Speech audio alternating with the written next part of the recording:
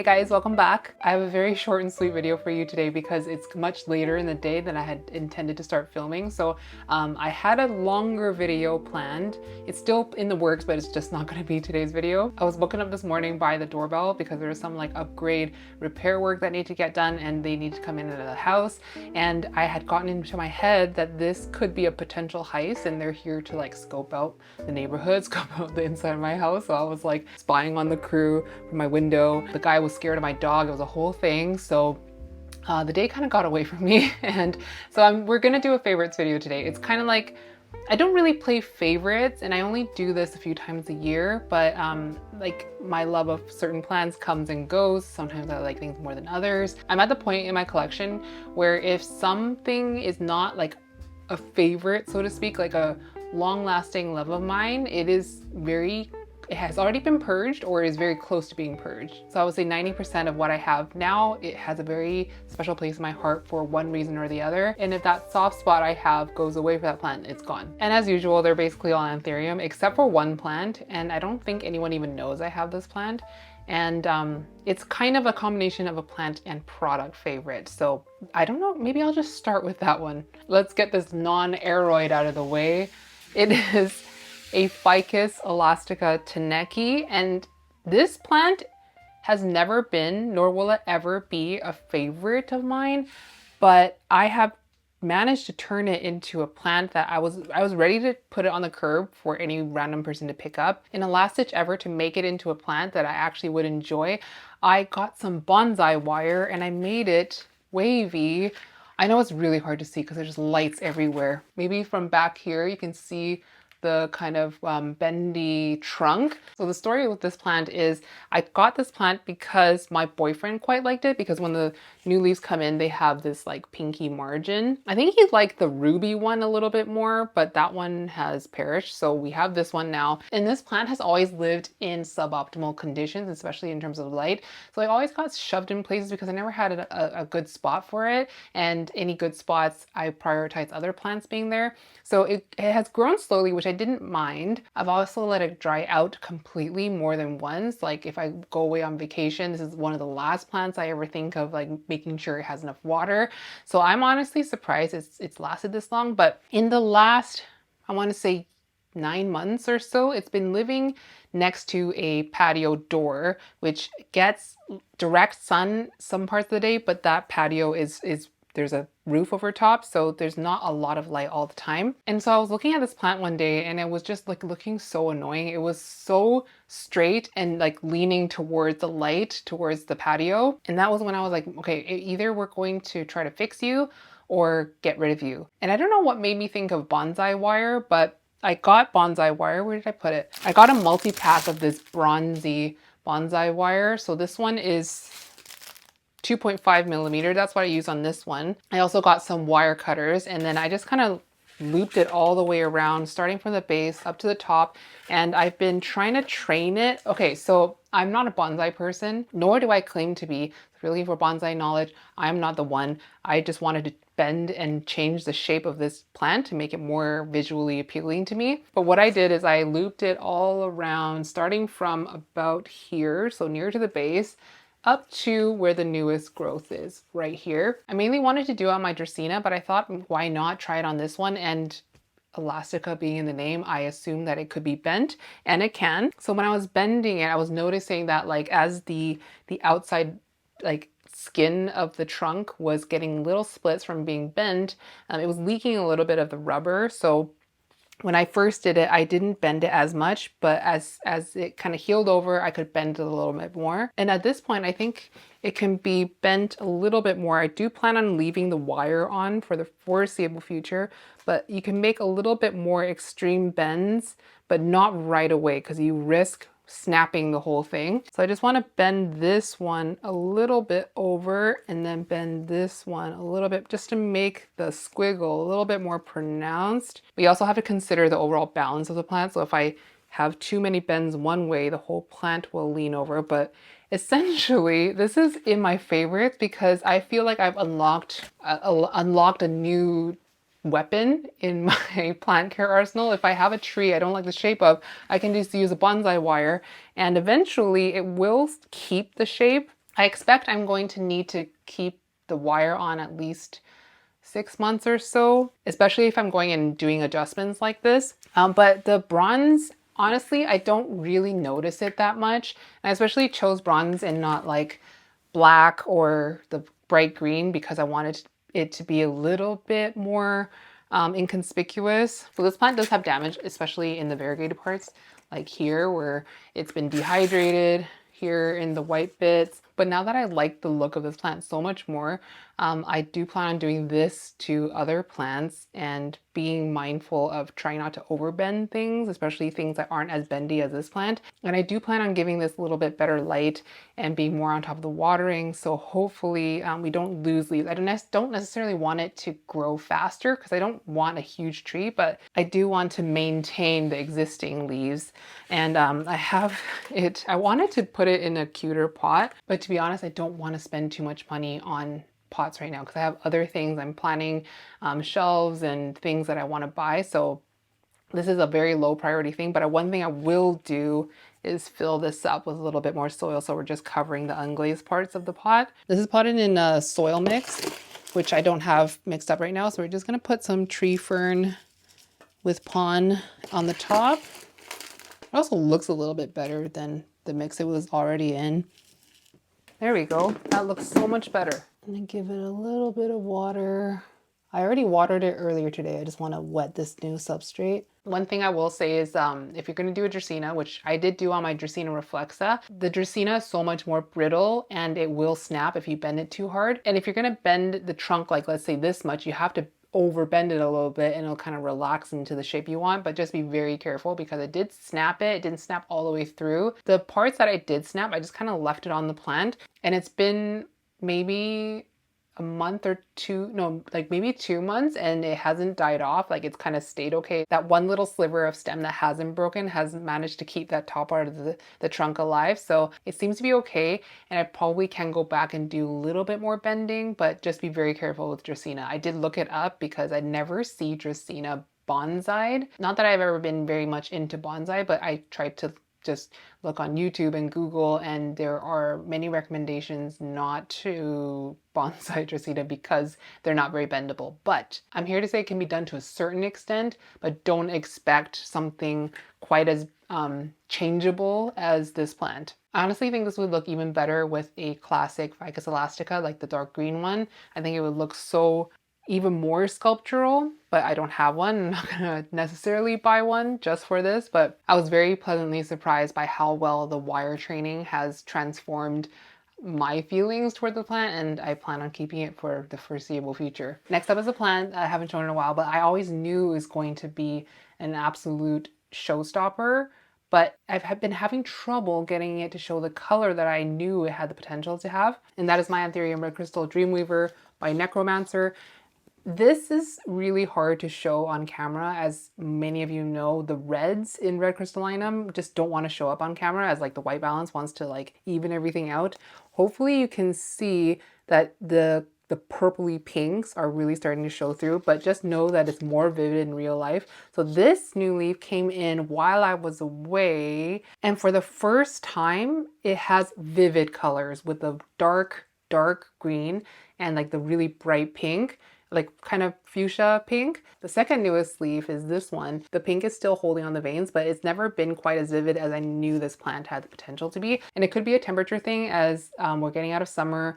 Oftentimes these like very vibrant emergent leaf Anthurium will show more vivid colors in the cooler months, or it could be like it's starting to size up a little bit more. It could also be a combination of both temperature and maturity, but either way, I'm so excited to see the bright pink starting to come in. It's not quite as big as I thought it would be.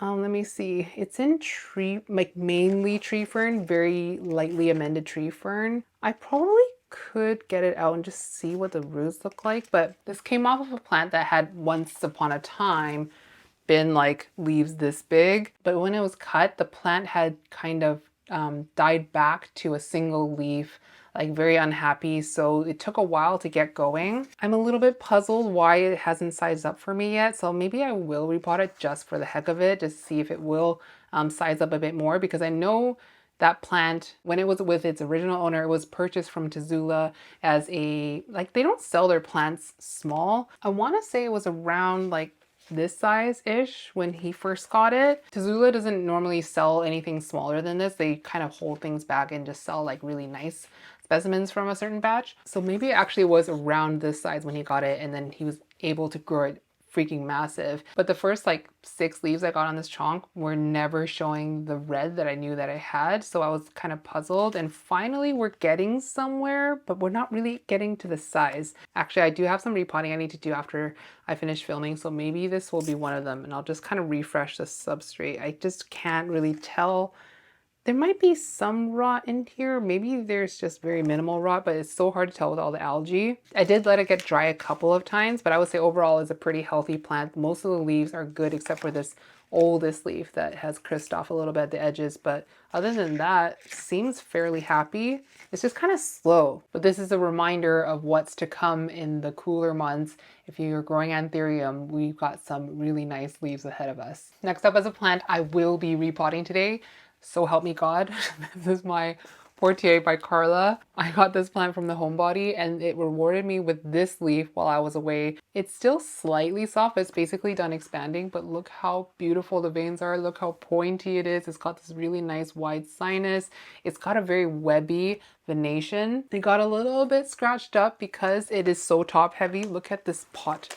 Look at this pot. It really needs a size up, and it basically just toppled over because it got a little bit dry. All the weight's on this leaf. I got this plant as basically a sprout, and it's just been such a pleasure to watch it transform leaf by leaf. Like it was always kind of like wavy a little bit, especially at the top. And it's always had kind of a wide sinus, but it's gotten more intense in the venation as each leaf grows. So the second newest leaf would have been this one. So not much, actually kind of a size down from the one before it, which would have been this one. So it went from this to this. I'm trying to remember what happened here. Maybe I let it dry out. I mean, I let it dry out all the time because it's so root bound and it needs to be watered basically every 3 to 4 days. But somehow, I think maybe because I left quite a healthy reservoir on it before I went away into Taiwan, it was able to push this beauty out and continue expanding because I did do a watering as soon as I came back. It wasn't dry actually when I got back. But I think one reason I really love this plant is that the sheer intensity of the venation has been really surprising to me. I wasn't expecting it to be so veiny, being a Carla hybrid. Like Portillae, very minimal veining. Carla, not that veiny, like bright venation, but not so intricate of a pattern.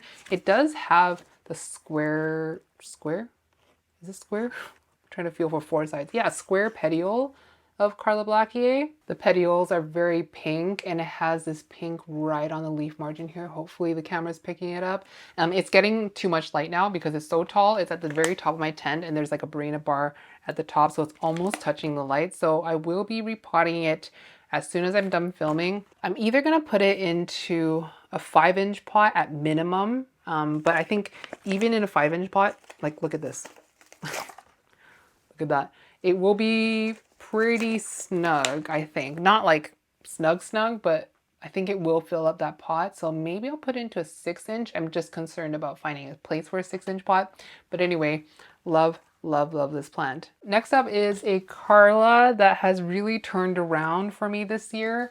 And that is my Carla 1x16. I got this from Rory via Lauderdale Aroid House sometime last year. It was like a year and a half ago. It was like around April of 2024. And when I got it, it was just a 2-leaf sprout. And the bottom leaf of that sprout was kind of dying off. It was super yellow and the top leaf was fairly fresh. I heard about this batch of Carlas way too late and I got to it at the very end when he only had 2 specimens left, and one of them I think was not sellable because it was basically dead, and this one was like half dead. So I bought it with my Palm Street credits and I fully expected it to be a runt because he kind of sells off the strongest seedlings first, which is something like I appreciate in sellers. I try to do that too, like always sell the biggest and most robust seeming ones at the beginning. And it did take quite a while to get going. At first I had it potted in a mixture of Rory's mix, which was, it seemed to be like very like small pieces of charcoals, like the size of DIY pond charcoal. It had a lot of zeolite in it. And I want to say pumice, so I kind of like split off some of his mix and mixed it in with my tree fern soil, and it did not like that mix. It just would not grow, and so I put it into tree fern DIY pond, my DIY pond recipes and my DIY pond video, and it has done so much better since then. This leaf also got scratched up, so this leaf came out. It grew while I was away, and when I got back, I had to rescue it because it had grown through this grid in my tent. So in pulling it out, I did damage it a little bit right here, but it's so pretty. Before it did get some flat mite damage, I did use pyrethrin on it, and it seems to have done the trick because there's no flat mite damage on this newest leaf. I love the veins on this Carla. It's so bold, but there's not a lot of it, so it just looks very simple but striking. And it's always been a little bit more on the elongated side. Like, look at this leaf, quite elongated. And I'm just happy to see this thing finally starting to look like a proper Carla. It's starting to size up. I probably will, yeah, you know what? After this, I will add this to the repotting list because it's pretty full in here. I'm going to keep it in 50-50 tree fern pond. And hopefully, now that it seems to be on caterpillars, I can see a little caterpillar in the sheath here. Maybe it will start flowering for me soon. Of all my Carlas, this is not one that has like very much pink in the veins, not much pink in the sinus. The emergent colors aren't that striking, but when it hardens down really dark and the veins are very bold, and I just appreciate the difference because I think it looks very different from my Woo 1 self. Very different from my Woo 2 self. And I did consider not getting this Carla at all because just like the way that that seedling looked, he was basically giving me the option to like opt out or take it. And since it was with credits, I just took a gamble and I feel like it has paid off. Okay, this next plant is one that has also started to turn around for me, and that is my Pau Voldemort self. So this plant was sent to us by Pau and Josh 2 years ago. And it was with Charmaine for a while. She gave me a cutting of it. It was basically a one leaf stump when I got it. I think I got this maybe at the beginning of this year, and it's been struggling for a while, but a few months ago I repotted it into tree fern pond, into a bigger pot. So it was in a little 3-inch pot, and the mix, I don't remember what it was, but it was Charmaine's mix. And that was around the time when I was like moving a lot of problematic plants to tree fern pond. I was starting to really like this mix. And while I still do love tree fern soil, I had run out of soil for a while. And instead of buying more soil, I was just kind of using what I had, which was a lot of tree fern and a lot of the DIY pond components. So it was kind of like stuck at these very kind of underformed leaves for a while. It was looking just a little bit wonky and not super happy. It wasn't sizing up at all. And then this was the first leaf since moving into the 4-inch pot, and then it's recently given me this one, and it's really starting to be that like bunny-eared, twisty, kind of wavy Voldemort self that I knew it would be. It's really narrow and pointy, and I don't know what this plant will look like mature because it's never been mature. But there is something about this spot in my tent. This is where it lives. Every plant that lives there seems to grow really nicely, and I'm not even really sure why. In my mind, when I put plants there, it's kind of like only a small plant will fit there. All the small plant spots down here are taken, and this is kind of like where stragglers go. And for some reason, plants do really well here. There's a light here that points inwards. It doesn't really get much of that light, so there's a light at the top. I don't know what it is about the microclimate in this particular spot, but plants seem to do well there. There's a part of this light, it ends right here. So there's this section of that little wire shelf that could potentially burn leaves that are like kind of back here, but for some reason it doesn't burn, and the leaves don't face all weird ways. Previously what I had there was my Pat Barry 5 by Portia Ralph Lineham, the one holdback that I had that I really loved. It was doing so well, but it got kind of big, so I moved it to a different spot. It started declining, and then this plant, I moved it here, started doing really well. Could I look into what kind of light it's getting and figure out possibly why it's such a good spot for growing plants? I could. Am I going to do that? Probably not. It's just going to be a magical mystery. So if plants in the future that are like in the 3-inch pot, 4-inch pot that maybe aren't doing so well, I'm going to keep this spot in mind. I'm actually not looking forward to that day when this plant gets too big, because I know paps can get really big, and I've said it so many times before, this is my favorite size of Anthurium. It just fits in your hand. It's mature enough that it's showing some of its like characteristics, but it's not so mature that petioles get really long, or if a big leaf gets some damage, it's so visible, it's really hard. It's like a big gaping hole that you have to stare at. It really draws your attention.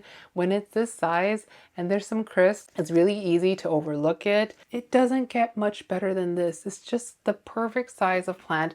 I wish that aroids didn't grow and size up so dramatically. Like, while it's very gratifying, there is something to be said for plants that grow really slow. And I wish that Anthurium would slow down a little bit. But that being said, when it's getting too big, it's not as much of a problem as, say, a philodendron getting way too big, because you can't really chop all the leaves but one on a philodendron, but you can with an Anthurium. But oftentimes when I get overwhelmed by the sheer amount of space that my plants take up, I look at a plant that's this size and I really appreciate its manageableness. It's just a little pot. It's easy to repot. It doesn't take up a lot of space. Doesn't take a lot of substrate. This is like the perfect size of plant for me when it comes to Anthurium. But unfortunately, they do get really big, and you do want them to grow big because it makes you feel like they're happy and they're thriving.